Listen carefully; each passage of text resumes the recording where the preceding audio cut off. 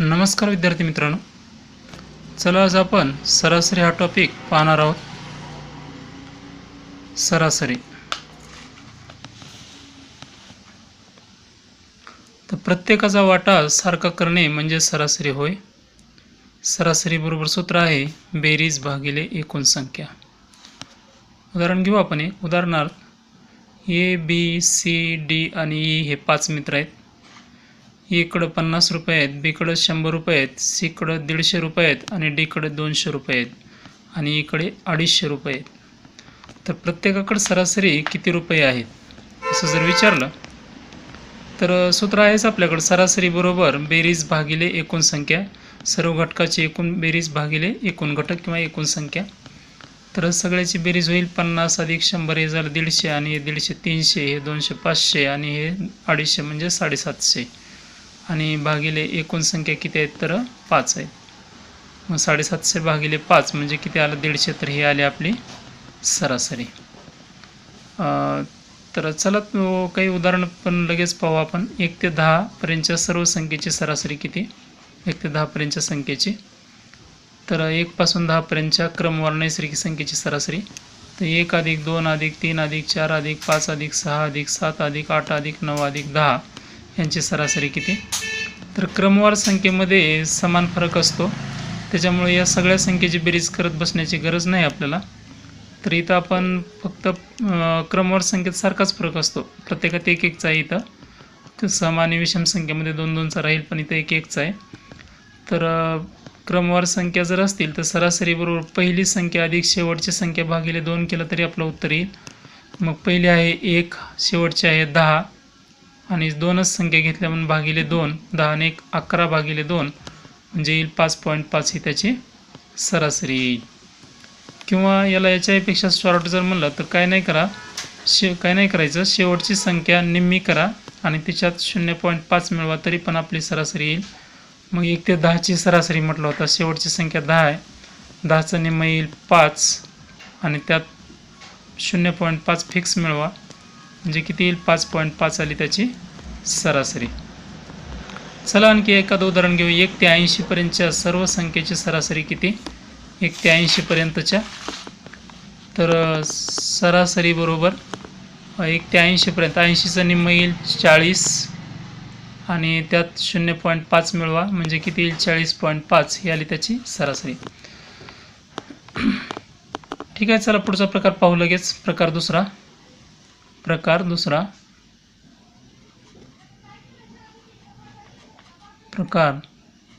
दुसरा.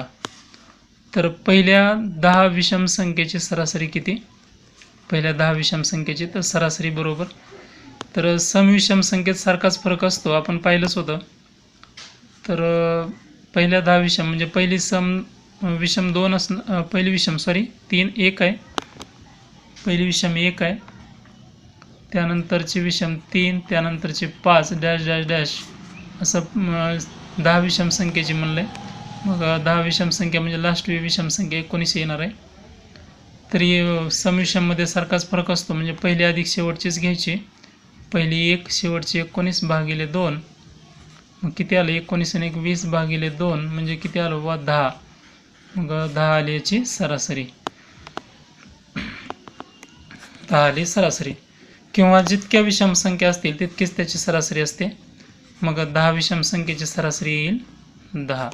जितक्या विषम संख्या तितकीच त्याची सरासरी असते. जितक्या विषम संख्या तितकीच सरासरी असते. जितक्या विषम संख्या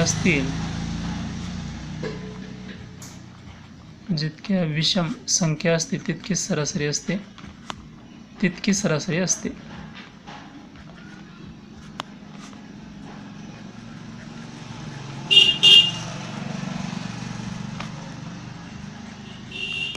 ठीक आहे, चला आणखी पुढचा प्रकार बघूत आपण. पहिल्या 40 विषम संख्येची सरासरी किती. तर जितक्या विषम संख्या तितकीच त्याची सरासरी असते. तर 40 विषम संख्येची सरासरी आली 40. चला प्रकार पुढचा पाहू आपण. प्रकार पुढचा. प्रकार तिसरा. तर पहिल्या 20 समसंख्येची सरासरी किती. तर सरासरी बरोबर 20 समसंख्या आहेत म्हणजे पहिली सम 2 असणार आहे. पुढची 4, त्याच्या पुढची 6 डॅश डॅश डॅश अशी शेवटची सम असेल 40. मग सम विषम संख्येत सारखाच फरक असतो म्हणून सरासरी बरोबर पहिले अधिक शेवटचे भागिले 2 केलं तरी चालेल. सगळ्या संख्येची बेरीज करत बसायची गरज नाही, पहिले अधिक शेवटचेच घ्यायचे. दोनच संख्या घेतल्या भागिले 2, 40 आणि 2 42 भागिले 2 म्हणजे किती येईल तर 21 येईल सरासरी. तर इथं लक्षात आलं असेल 20 समसंख्येची सरासरी 21 आली.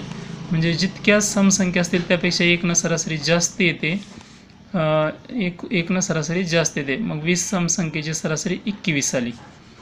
तर एकूण संख्येत 1 मिळवा, सरासरी येते. एकूण संख्येत 1 मिळवा, एकूण संख्येत 1 मिळवा, सरासरी येते 1 मिळवा. तर पहिल्या 25 संख्येची सरासरी किती, तर 25 समसंख्येची सरासरी येणार आहे 25 अधिक 1 बरोबर किती 26. दिलेल्या संख्या एकूण संख्या घ्यायची आणि 1 मिळवायचं, आली तर आपली सरासरी. ठीक आहे. चला तर पुढचा प्रकार पाहू आपण. 7 क्रमवार विषम संख्येची सरासरी 21 आहे, तर सर्वात लहान आणि सर्वात मोठ्या संख्येतील फरक किती. 7 क्रमवार विषम संख्येत आणि सरासरी ही 21 आहे, पण सरासरी मिडल नंबर असते आणि 21 आपण मध्यभागी लिहू.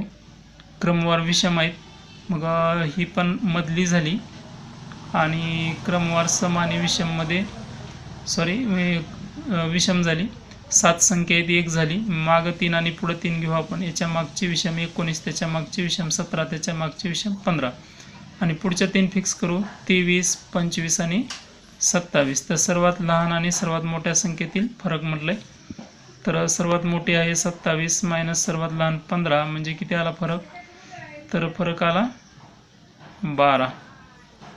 तर हा आला सर्वात लहान आणि सर्वात मोठ्या संख्येतील फरक. तर याला पण आपण शॉर्ट सोडवू. तर कसं सोडवता येईल याला सुद्धा, तर आपण डायरेक्ट फरक घेऊ शकतो. जितक्या संख्या दिलेल्या आहेत त्याला 1 कमी करायचं. म्हणजे याचं सूत्र आहे n-1 × 2. म्हणजे आपल्याला इथंच पटकन करता येईल. 7 संख्या आहे तर 1 कमी करा, म्हणजे 6 × 2 बरोबर 12चा आला फरक. म्हणजे n-2 × 2 म्हणजे n-1 × 2 म्हणजेच n म्हणजे एकूण संख्या, 7 - 1 × 2 म्हणजे 7 मधून 1 गेलं तर येईल 6 × 2 बरोबर 12चा फरक आला. तर सर्वात लहान आणि सर्वात मोठ्या संख्येचा हा आला फरक. तर इथंच फक्त आपण याला 1 कमी करून 2 निगुणा फरक सांगून टाका, डायरेक्ट आपलं उत्तर आलं. ठीक आहे. याच पद्धतीनं पुढचा प्रश्न सोडवू आपण. 6 क्रमवार विषम संख्येची सरासरी 48 आहे, तर सर्वात मोठ्या व सर्वात लहान संख्येतील फरक किती म्हटलंय. तर फरक बरोबर डायरेक्टच लिहू आपण. एकूण संख्या 6 आहे, 1 कमी करायचं आहे आणि 2 निगुणायचं आहे, काहीच नाही करायचं. 7तून 1 गेला तर राहिले बघा 5, 5 × 2 10चा फरक येईल. किती फरक येईल, 10चा फरक येईल. तर इथं संख्यासुद्धा लिहायची गरज नाही आपल्याला, इतक्या फास्ट आपण सोडवू शकू. तर 6 क्रमवार विषम संख्येची सरासरी 48 होती आणि सर्वात मोठ्या आणि सर्वात लहान संख्येतील फरक विचारला, तो किती आला, तर 10चा डिफरन्स आला, फरक आला. ठीक आहे. चला आणखी एक उदाहरण बघू आपण. 6 क्रमवार विषम संख्येची सरासरी 48 आहे, तर सर्वात मोठ्या व सर्वात लहान संख्येची बेरीज किती म्हटलं आहे आता. तर सरासरी 48 आहे म्हणजे हा मिडल नंबर आला. सरासरी हा मिडल मधली संख्या असते, ही आली मधली, मिडल नंबर आला. आणि क्रमवार विषम संख्या येतात म्हणजे याच्या मागं 3 घ्यायच्या आणि पुढं 3 घ्यायच्या. 48च्या मागची विषम आली 47, त्याच्या मागची 45, त्याच्या मागची 43. 3 संख्या फिक्स केल्या आपण, पुढच्या 3 फिक्स करू 49, 51 आणि 53. आणि सर्वात लहान व सर्वात मोठ्या संख्येची बेरीज म्हटलंय. मग बेरीज आली बघा, सर्वात मोठी किती आली तर 53 आली आणि सर्वात लहान आली 43. दोन्हीची बेरीज आली 96. तर ही आली सर्वात लहान व सर्वात मोठ्या संख्येची बेरीज. याला पण आपण एकदम शॉर्ट सोडू किंवा याला शॉर्ट कसं सांगता येईल, तर सर्वात लहान आणि सर्वात मोठ्या संख्येची बेरीज ही सरासरीच्या डबल येत असते, दुप्पट येत असते. तर बेरीज बरोबर 2 × सरासरी असं केलं तरी चालेल. मग 2 × सरासरी आहे 48, 48 दोन्ही किती तर 96. म्हणजे इथंच आपल्याला पटकन उत्तर कळून जाईल. तर सर्वात लहान आणि सर्वात मोठ्या संख्येची बेरीज आली 96. ह्या कडकडच्या संख्येची बेरीज सगळ्याची 96च येत असते. हे 45 आणि 51ची जरी विचारली तरी बी येईल 96. ह्या दोन्हीची जरी केली तरी येईल 96.